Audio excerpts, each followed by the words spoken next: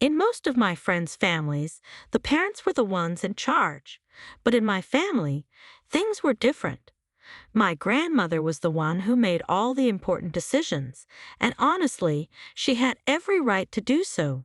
She was the one who started our family's fancy tableware store from scratch. Through her hard work and smart decisions, she turned it into a successful business that made her quite rich.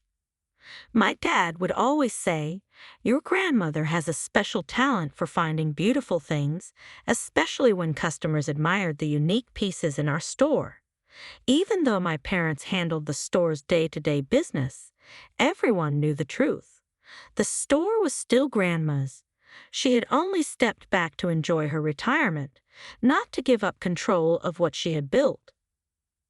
My younger brother Olivier was being trained to take over the store one day.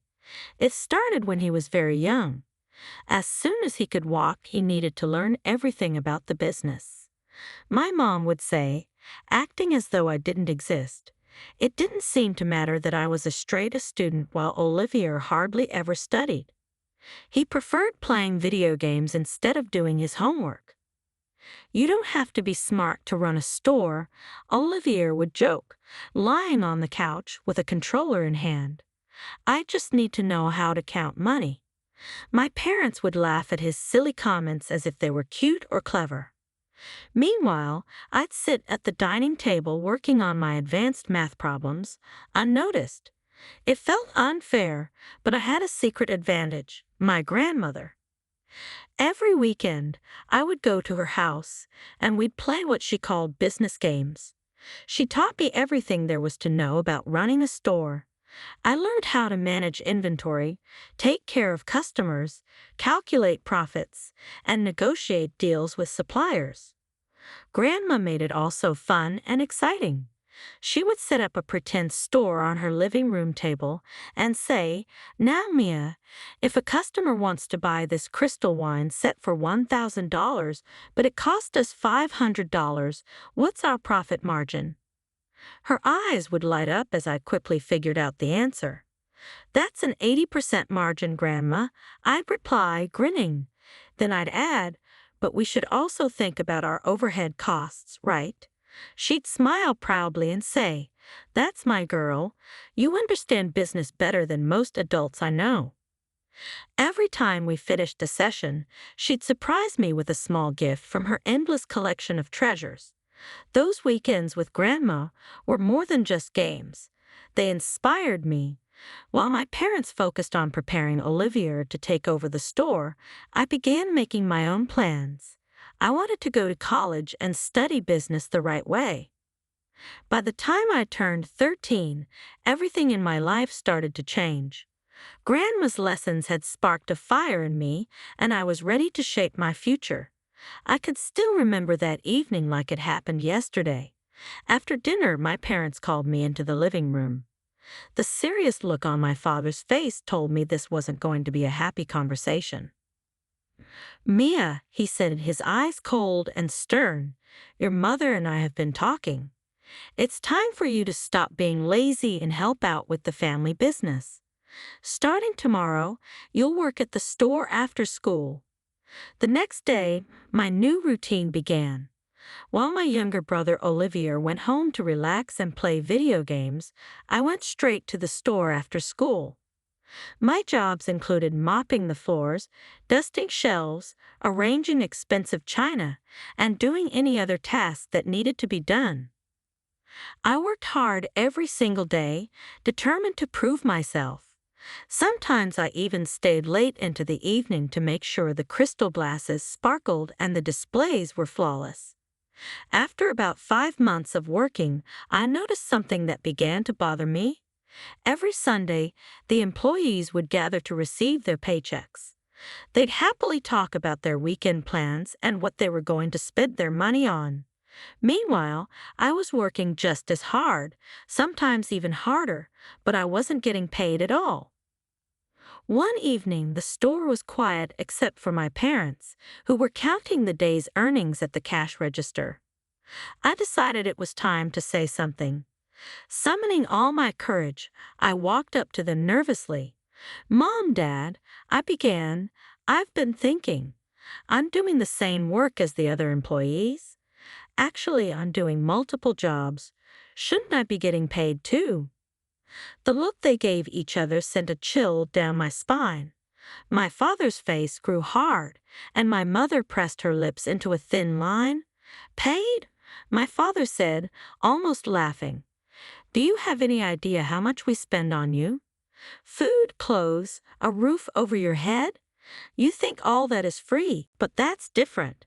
I argued, my voice shaking. "Parents are supposed to provide those things."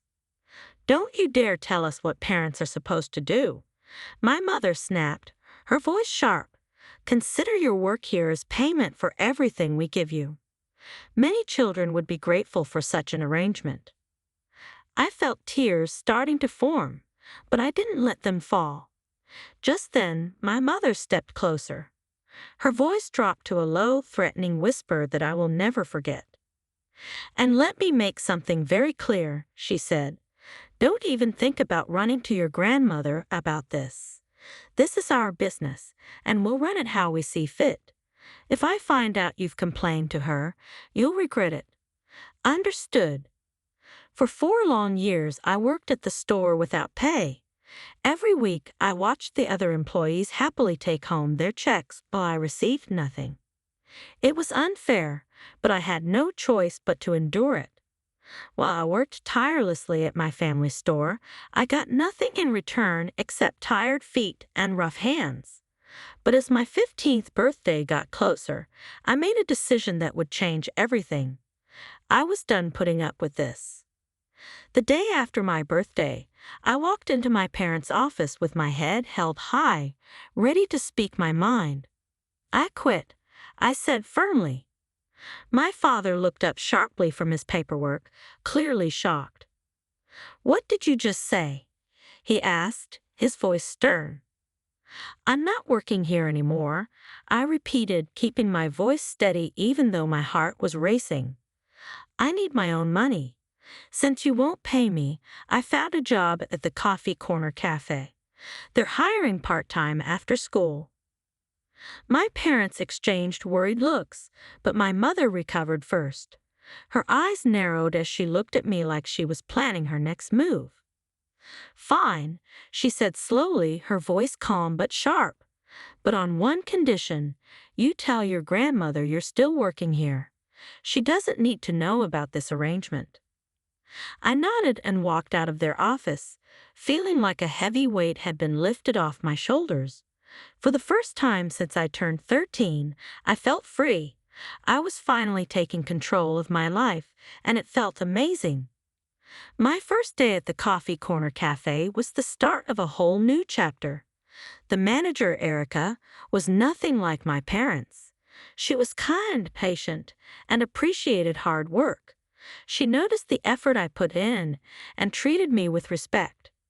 Every Sunday, I'd get my paycheck, and the feeling of holding my own money in my hands was incredible.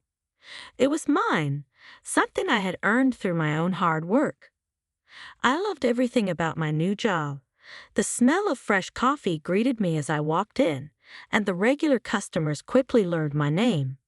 My coworkers were friendly and treated me like an equal, not like a servant. For the first time in my life, I felt valued and appreciated. With my first paycheck, I bought a new phone. It wasn't anything fancy, but it was mine, and that made it special. My second paycheck went toward new clothes. But the thing I enjoyed most was being able to buy small gifts for my grandmother. One week, I'd get her favorite chocolates. Another week, I'd pick out a beautiful scarf I saw at the mall. "Oh, sweetheart, you shouldn't spend your wages on me," Grandma would say, her eyes sparkling as she admired whatever small present I had brought her. Those moments were both wonderful and hard. Wonderful because I loved seeing her happy, and hard because I had to lie about still working at the family store. She'd ask how things were going, and I'd make up stories about helping customers or rearranging displays. "You have such a good eye for presentation," she'd say proudly. Every time, my heart would ache just a little. When I was your age, the guilt from lying would have eaten me alive, she'd say, but I kept reminding myself that this lie was the key to my newfound freedom. I wasn't working at the family store anymore, and I finally felt like I was in control of my life. As my senior year went on, my grades stayed perfect. My teachers and guidance counselors started talking to me about big opportunities. Princeton, Cornell, Rice. Mia, with your academic record, you could go anywhere, my counselor said during one of our meetings. But deep down, I knew the truth. My parents had made it clear over the years that they wouldn't spend a single penny on my education. And while I knew Grandma would probably help if I asked, I didn't want to depend on her. After spending my whole life feeling like I owed my family something, I wanted to stand on my own 2 feet. So I started researching colleges nearby and discovered that our city's community college had a fantastic business program. Even better, they offered full scholarships to students with excellent grades. I spent weeks working on my application, making sure it was perfect. When the acceptance letter finally arrived, along with a full scholarship offer, I felt like I had just won the lottery. The day before graduation, Grandma visited me. She brought me a gift, a brand new laptop. For my future businesswoman, she said with a warm smile, pulling me into a hug, I know you're going to do great things with it. Her words meant the world to me. That evening, we had a small graduation dinner with just my parents and brother Olivier. As we ate, I decided it was time to share my big news. I've enrolled in the city college business program, I said, trying to sound calm, and I got a full scholarship. There was a long silence. My father finally spoke, smiling in a way that made me uneasy. Well, that's certainly convenient, he said, glancing at my mother. At least we won't have to worry about tuition. Yes, you solved that problem for us nicely, my mother added, dabbing at her mouth with a napkin. Then she shifted in her seat. Which brings us to our next point. Now that you've finished high school, we need to talk about your living arrangements. What do you mean? I asked, my fork frozen halfway to my mouth. Rent, my father said flatly. Starting today, you'll need to pay rent if you want to keep living here. At first, I laughed, thinking it was some sort of weird joke. But their faces didn't change. The laughter caught in my throat. You can't be serious, I said, looking back and forth between them. You're an adult now, my mother replied sharply. We're no longer obligated to support you. If you want to live in this house, you need to contribute your fair share. My head was spinning. What about Olivier? I'd blurted, glancing at my brother, who was unusually quiet during the whole conversation. Will he have to pay rent when he turns 17? My parents avoided looking at me, but their silence told me everything. Of course, Olivier wouldn't have to pay rent. Perfect, precious Olivier would never be treated the way I was. That's different, my father muttered without bothering to explain how. This is insane, I said, my voice shaking as I pushed my chair back from the table. I'm your child. I have a right to live in my own home. This isn't your home, my mother snapped, her calm and polite mask finally slipping. This is our house, and if you won't pay rent, you need to leave, tonight. Tonight? I echoed, stunned. You're kicking me out on graduation night. You have until the morning to pack your things, my father said casually, returning to his dinner as if he hadn't just shattered my entire world. Tears blurred my vision as I ran upstairs. I grabbed my bags and started throwing clothes and essentials into them, my hands shaking so much I could barely zip them up. I kept thinking about college, which wouldn't start for months. Where was I supposed to go until then? What was I supposed to do? My first thought was Grandma. She would help me. I knew she would. I dialed her number, but my heart sank when the call went straight to voicemail. Then I remembered she had left for her annual trip to London just yesterday. She would be gone for at least 4 weeks. I couldn't ruin her vacation with this drama. She deserved to enjoy her time without dealing with my parents' cruelty. Wiping my tears, I scrolled through my phone contacts until I found Roxanne's number. Roxanne had been my best friend since middle school, and her family was always kind to me. I explained the situation, and 35 minutes later, she pulled up in her car. I loaded my bags into the trunk, trying not to cry again. As we drove away, I glanced back at the house. My parents were standing by the window, watching me leave. Their faces were completely blank, showing no emotion. In that moment, I accepted what I had always known deep down. They had never truly loved me. Life settled into a new routine over the next 4 weeks at Roxanne's house. I slept on a fold-out couch in the living room, waking up quietly every morning before dawn so I wouldn't disturb her family. I worked long shifts at the cafe, saving every penny I could. My manager, Erica, was a lifesaver during this time. When she learned about my situation, she increased my hours without me even asking. The work was exhausting, but it helped keep my mind off everything I had lost. I felt determined to move forward. Even if my family had abandoned me, I was going to make it on my own. I threw myself into every task at the cafe, whether it was making the perfect lattes or scrubbing the equipment spotless at the end of the night. I wanted to prove my worth, not just to others but to myself. "You're going to work yourself into the ground," Roxanne would say when I got home, exhausted after another double shift. She wasn't wrong. My body was sore and my energy was drained, but I didn't have a choice. I needed to save as much money as possible before college started. Besides, staying busy helped. It left me with less time to think about how deeply my parents had betrayed me. I completely avoided my parents during this time. They never called or texted, and honestly, I was fine with that. What could they even say to justify throwing me out on graduation night? The only message I received was from Olivier. He sent a single text asking where I was, but I couldn't bring myself to respond. What was the point? He had always been their favorite, and I didn't believe he cared about what had happened. After 3 long weeks, Grandma finally came back from her trip to London. When I heard she was home, I felt the surge of hope so strong that it made me dizzy. I had waited so patiently, forcing myself not to reach out during her vacation. Grandma deserved to enjoy her time without being dragged into family drama. But now I could finally tell her everything. With shaking fingers, I typed out a message. "Grandma, I need to talk to you about something important. Can we meet?" I sent it, my heart racing as I waited for her response.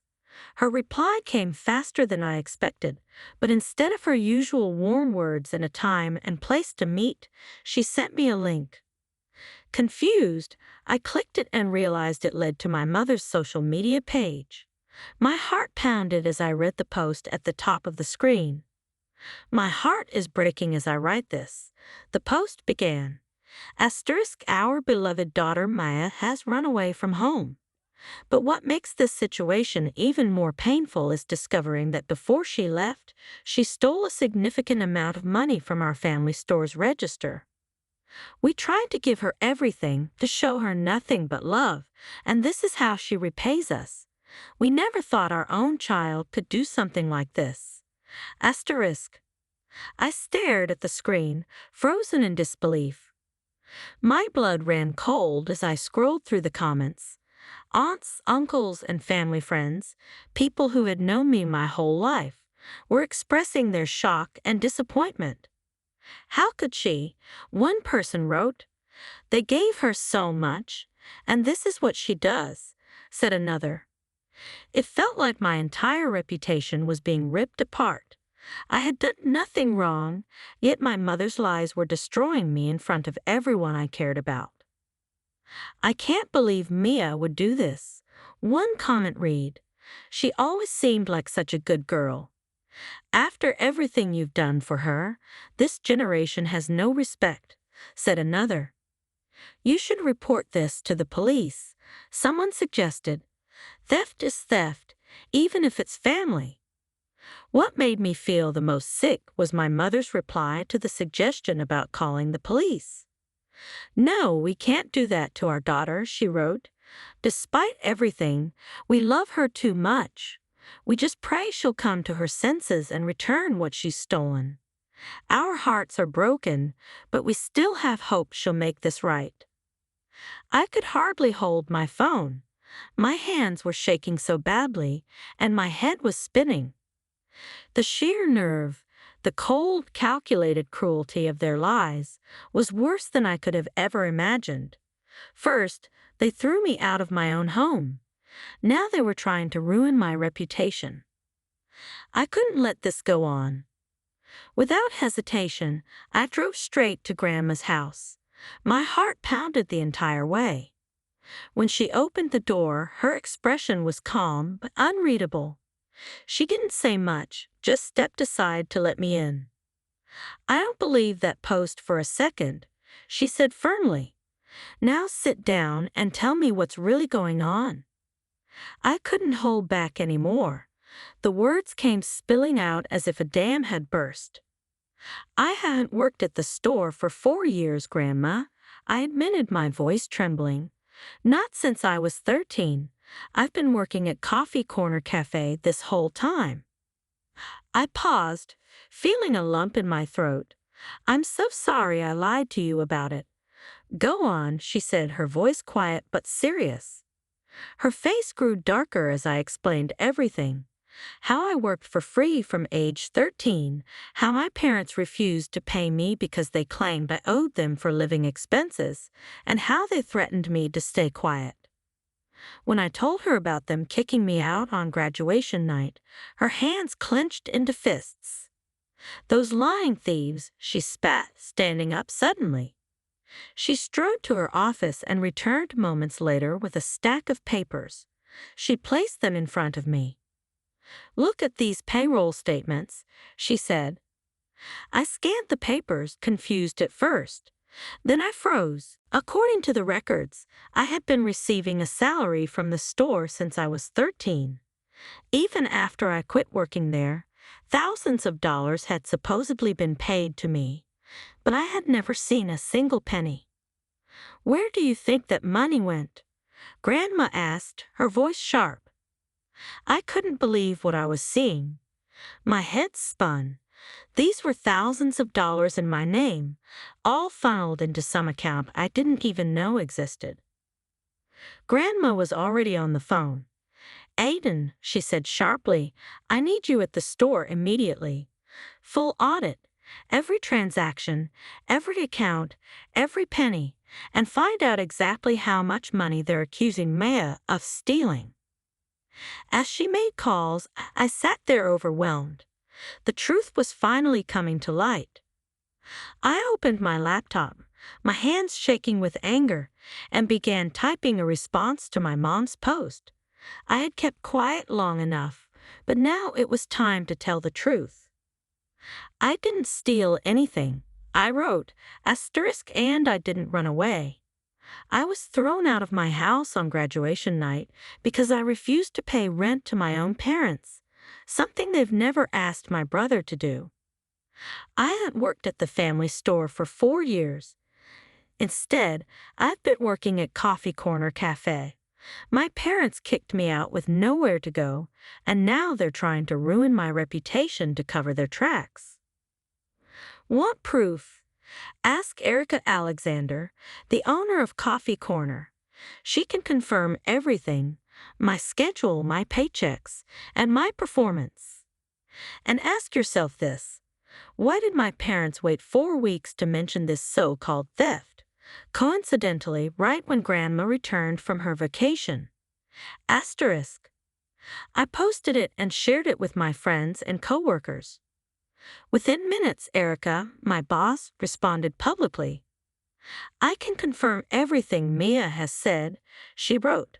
She's been one of our most dedicated employees for the past 4 years, working after school and on weekends. Her honesty and work ethic are beyond reproach. I trust her with my business, my customers, and my reputation. These accusations against her are completely false. Within hours, the post spread like wildfire, and my family's social media exploded. The same relatives who had condemned me just days earlier were now furious with my parents. How dare you throw your daughter out and then lie about her? One relative wrote. You made her work for free since she was 13 and then demanded rent on her graduation night. What kind of parents are you? Said another. My mom tried to do damage control, posting long explanations to defend herself. You don't understand the whole situation, she wrote. But no one was buying it.